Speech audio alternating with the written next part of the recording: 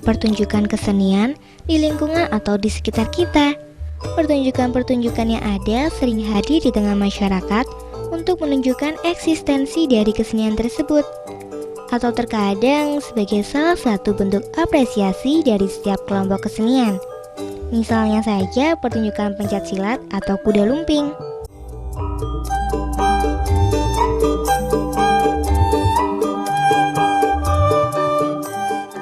Ritual-ritual juga sering mengiringi setiap kesenian tradisional sebelum mengadakan sebuah pertunjukan. Dengan menggunakan media yang ada, biasanya setiap ritual diadakan di sebuah tempat yang sudah disakralkan atau disucikan, sebuah punden atau juga sebuah sumber.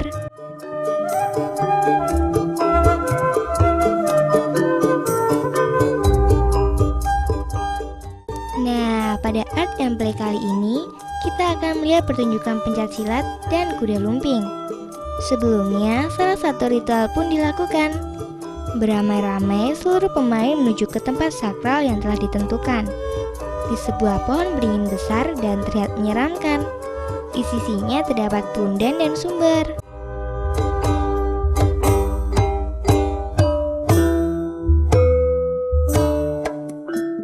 Seseorang yang telah dianggap sebagai sesepuh mulai menyiapkan segala sesuatunya. Dupa mulai dinyalakan. Dengan perlahan, orang tersebut membaca doa serta mantra, bertujuan agar diberi kelancaran selama pertunjukan.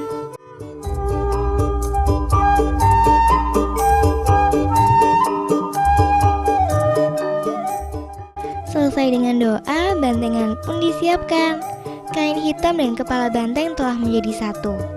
Kalau sudah seperti ini, sang banteng terlihat gagah dan menyeramkan, siap untuk beratraksi. Beberapa orang mencoba menahan pergerakan sang banteng.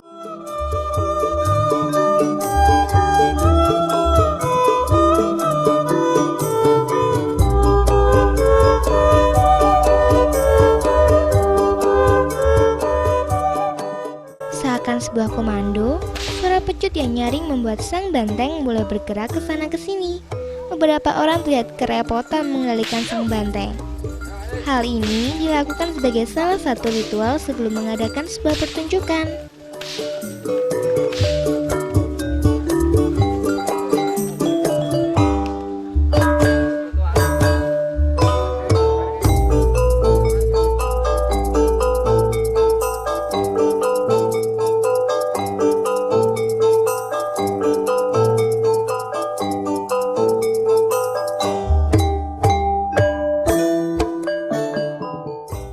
Akhirnya semua ritual telah selesai dilaksanakan.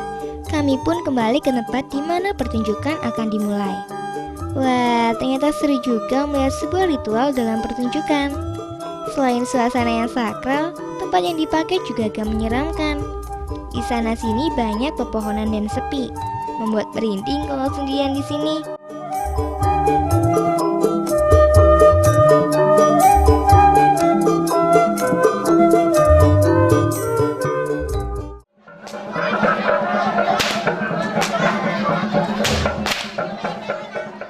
Ternyata pertunjukan tidak langsung dimulai. Sang banteng harus diarak terlebih dahulu mengelilingi tempat yang telah ditentukan. Suara pecut terus menggelegar mengiringi arak-arakan. Semua sudah siap. Bantengan satu persatu berjalan memulai arak-arakan. Saat ini sedang dilaksanakan persiapan bantengan yang akan diarak keliling kampung. Seperti apa? Kita lihat yuk.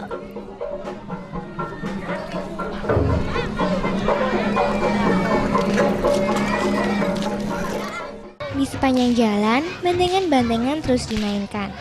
Walaupun beberapa orang mencoba menenangkan, tapi tetap saja sang banteng tidak mau diam.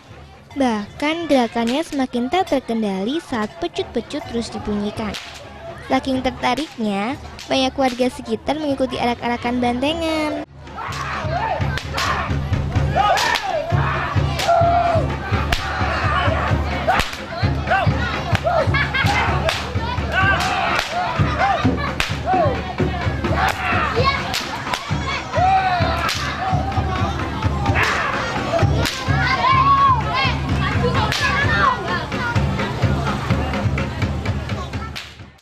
Setelah diarak, para pemain kuda lumping ini mempersiapkan persiapan untuk pertunjukannya. Ada yang mempersiapkan alat-alatnya, ada juga yang mempersiapkan dirinya untuk pertunjukan. Kita lihat bareng yuk.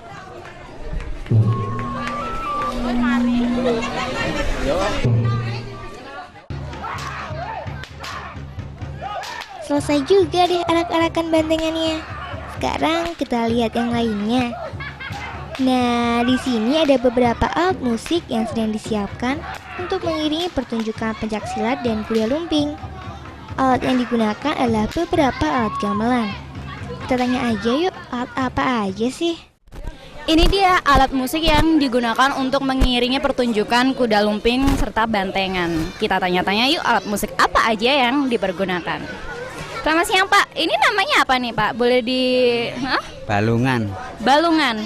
Kalau yang di sebelah situ Pak, yang paling gede itu namanya? Cidor. Tidor. Cidor. Jidor. Ya.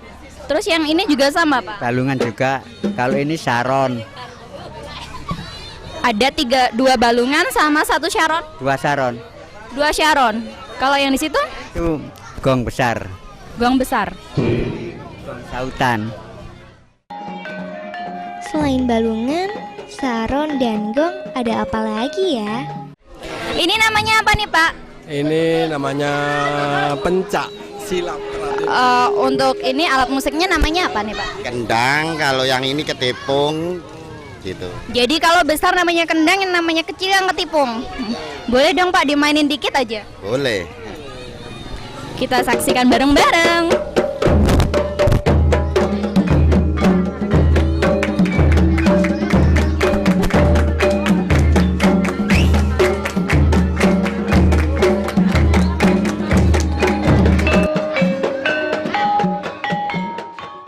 Sekarang kita lihat dan dengarkan sejenak yuk cara mereka bermain musik untuk pengiring pertunjukannya.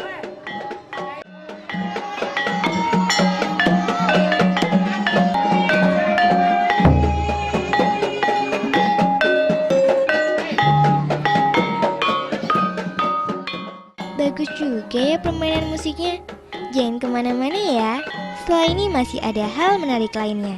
Tetap di Art and Play.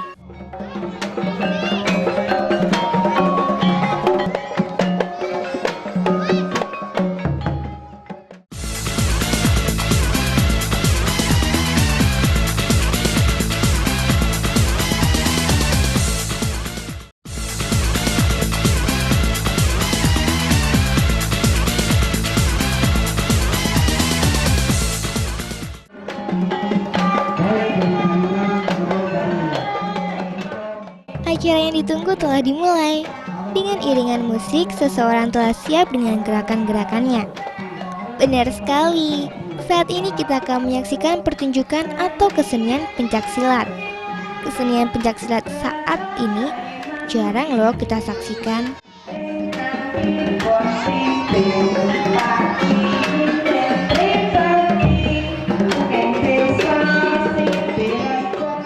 Salah satu aspek yang tidak kalah penting dalam pencaksilat adalah aspek seni pencaksilat. Namun tidak sedikit orang menyebut aspek seni pencaksilat ini dengan istilah tari pencaksilat. Padahal dalam kenyataan yang sebenarnya bahwa istilah pencaksilat dengan istilah tari pencaksilat mempunyai pengertian yang berbeda. Seni pencaksilat mempunyai pengertian yang lebih mendalam dibanding tari pencaksilat. Karena dalam seni pencaksilat selain ada unsur keindahan gerak di dalamnya, juga mempunyai tujuan akhir menjatuhkan lawan. Sehingga dalam seni pencaksilat, unsur bela dirinya lebih menonjol. Sedangkan istilah tari lebih ditekankan pada unsur keindahannya saja, tidak ada unsur bela dirinya. Seperti tari-tarian yang sering kita lihat. Oleh karena itu rasanya kurang tepat apabila pencaksilat disebut sebagai tari pencaksilat. Sebab pada umumnya para ahli pencaksilat menyebut seni pencaksilat dengan sebutan pencaksilat bukan tari pencaksilat.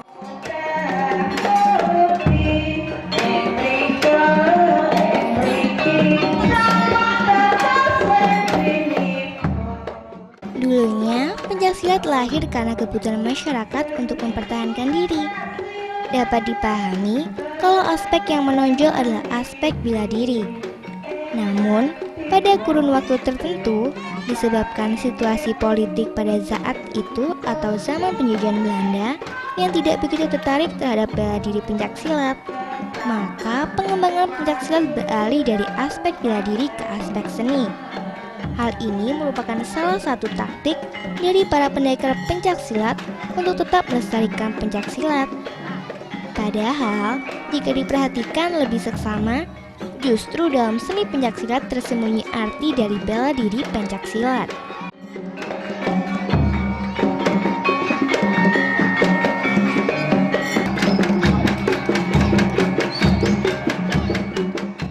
Dalam pencaksilat ada beberapa unsur yang perlu diperhatikan juga loh. Pertama, unsur kekayaan gerak atau wiraga, yaitu kekayaan gerak atau jurus-jurus yang dimiliki oleh seorang pesilat selama belajar di perguruannya, sehingga penampilannya menjadi tidak monoton atau membosankan apabila tampil di atas pentas, terutama dalam pertandingan seni pencaksilat. Tetapi biasanya dalam spontanitas, biasanya pada acara hajatan, unsur kekayaan geraknya tidak begitu diperhatikan pesilat. Yang penting, pesilat mampu memperagakan gerakannya dengan baik dan benar sesuai dengan makna pencaksilat, karena tidak terikat oleh sistem penilaian dari juri, seperti dalam pelaksanaan pertandingan pencaksilat seni. Wah, berarti setiap pesilat harus sering latihan ya.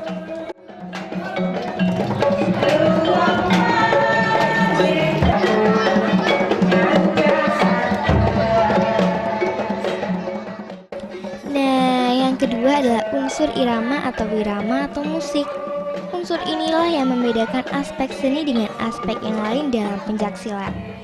Gendang pencak adalah merupakan sejenis alat musik tradisional yang biasa dipakai mengiringi pesilat yang tampil di atas panggung atau pentas, dan alat tradisional ini sering digunakan dalam pertandingan pencaksilat seni dan acara hitanan atau acara kesenian daerah lainnya atau daerah-daerah yang masih mempergunakan peralatan tradisional ini.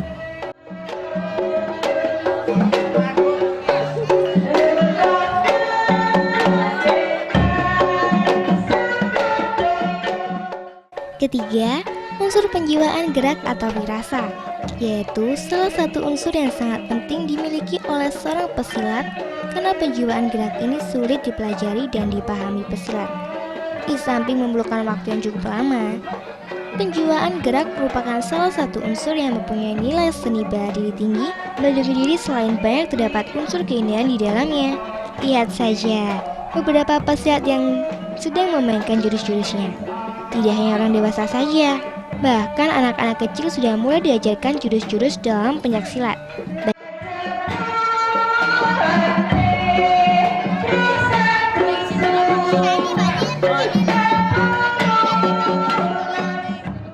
Biasanya para pesilat mempunyai jurusnya masing-masing. Jurus adalah teknik gerak berpola untuk membela diri maupun menyerang tanpa maupun dengan menggunakan senjata. Bentuk awalnya sangat sederhana, dia merupakan tiruan dari gerak-gerik binatang yang disesuaikan dengan anatomi manusia. Kemudian terus dikembangkan sejalan dengan perkembangan budaya manusia. Demikian pula senjata yang digunakan. Wah, kalau yang ini pakai jurus apa ya? Pertunjukan pertama yang disajikan adalah pencaksilat. Terlihat para pemain telah memainkan pertunjukan pencaksilatnya sesuai dengan kemampuan yang telah dimilikinya. Selanjutnya kita lihat bareng-bareng.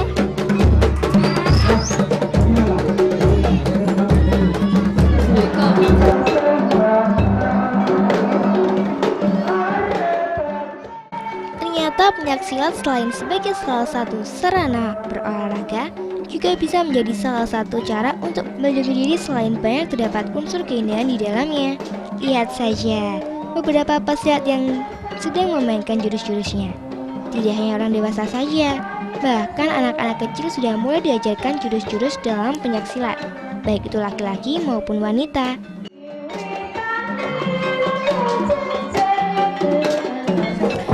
Ini dia dua orang dari pemain pencaksilat. Kita tanya-tanya yuk, namanya siapa ini? Vela, Tantri. Persiapannya kayak gimana? Siapanya? Ya apa itu? Latihan? Latihan. Setiap hari? Ya, setiap hari Sabtu. Latihan setiap malam Sabtu. Terus senang Malam minggu. oh malam minggu. Senang nggak ikutan pertunjukan kayak gini? Ya senang. Udah kemana aja ini pertunjukan kayak gini nih? Beco, Kaseran, terus sama Bonakung. Oh, banyak ya. Kayak gini ngerasa capek nggak setelah ikutan main pencaksilat? Enggak. Terus sehari sebelum pencaksilat ada nggak mungkin istirahat harus total atau biasa aja? Harus istirahat. Ya. Makasih ya. Itu dia 2 orang cilik pemain pencaksilat yang barusan kita tanya-tanya.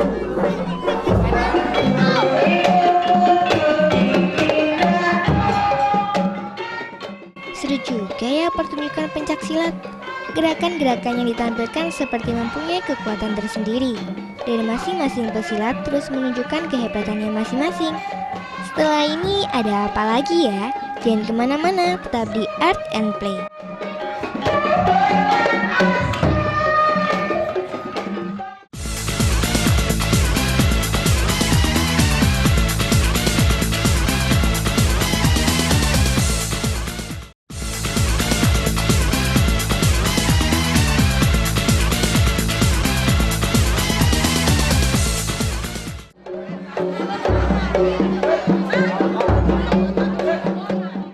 Berbeda dengan pencaksilat, kesenian ini sudah sangat dikenal di kalangan masyarakat.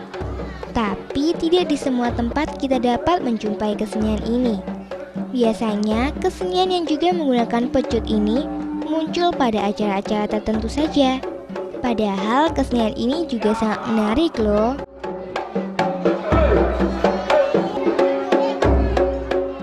Kuda lumping, begitulah kesenian ini dinamakan. Tidak berbeda dengan pencaksilat. Dalam mengadakan sebuah pementasan, kesenian kuda lumping juga diiringi oleh musik. Alat musiknya juga tidak jauh berbeda. Biasanya ada kendang, balungan, bonang, gong, dan trompet. Terkadang di beberapa kelompok ditambahkan dengan alat-alat musik modern, menyesuaikan kebutuhan dalam sebuah pementasan.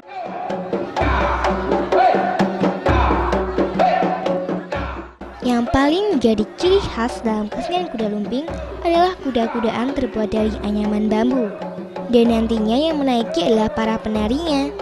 Gerakan-gerakannya terkadang seperti gerakan-gerakan seekor kuda, bergerak ke sana ke sini bahkan sulit dikendalikan.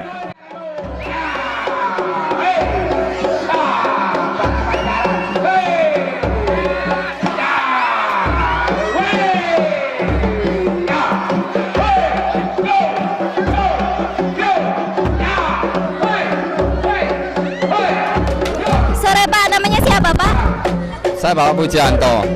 Mau tanya-tanya ya Pak ya? Ya. Bapak khusus melatih kuda lumping ini? Ya, saya sebagai pimpinan kesenian kuda lumping Dor. Kayak gini latihannya kayak gimana Pak? Latihannya setiap malam minggu. Tapi kalau ada acara ya kita berdoa bersama untuk keselamatan gitu. Persiapan sebelum pertunjukan ini apa aja? Ya kita mengadakan ya rapat dulu gimana untuk mensukseskan acara gitu. Ya. Aku mau tanya-tanya soal atraksi ini Pak. Atraksi kayak gini pasti selalu kesurupan ya? Oh iya ini pasti. Saya sebagai pimpinannya gimana pakai agak ekstrim gitulah untuk ini untuk mengangkat aset budaya kesenian kuda lumping Dor yang saya pimpin ini sebagai warisan leluhur gitu.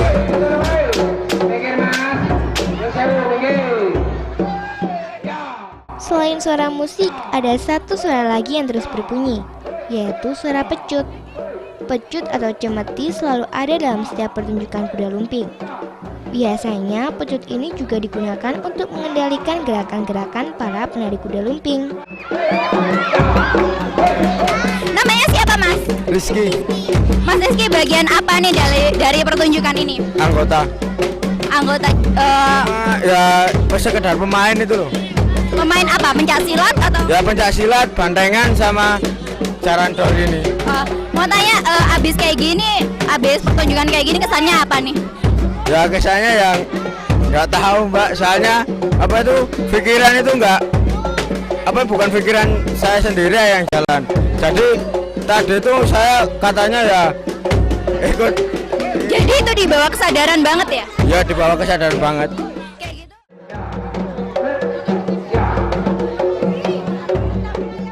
Tapi yang paling menarik dan juga dinantikan para penonton adalah pada saat para penari kuda lumping mengalami trans atau dikenal dengan istilah kesurupan. Pada saat trans inilah, para penari harus benar-benar dijaga dan dikendalikan. Karena para pemainnya tidak sadar apa yang sedang dia lakukan. Bahkan seperti di luar akal sehat manusia. Pada saat trans ini, mereka juga sering melakukan atraksi-atraksi yang menyeramkan. Misalnya saja tidur daun salak yang penuh duri, memakan daun-daun mentah, dan lain sebagainya.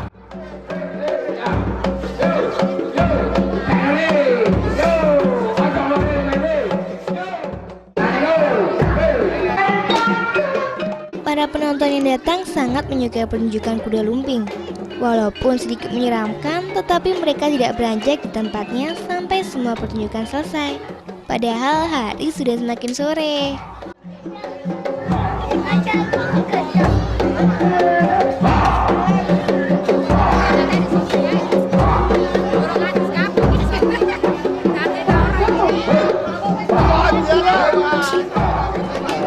Kita tanya sama penonton yang melihat atraksi dan pertunjukan ini yuk. Halo Dek, namanya siapa? Silvi, Tanya, Senang nggak nonton kayak gini? senang, Pengen ikutan nggak? Yang paling takut nonton apa? bantengan, Bantengan. Pengen naik bantengannya nggak? Wah, ternyata banyak juga yang seneng ya. Kita tanya yang lain lagi. Selamat sore Bu, Ibu namanya siapa Bu? Bu Suryati. Bu Suryati, senang nggak nonton kayak gini? Senang. Senengnya nonton yang apanya Bu? Ya pencak, ya kuda lumping, ya bandengan. Pernah nggak kepinginan untuk ikut atau nyoba? Enggak. Kenapa Bu? Ya enggak suka aja ya, suka melihat aja. Oke, itu dia reaksi penonton untuk melihat pertunjukan kuda lumping serta pencaksilat yang sedang berlangsung.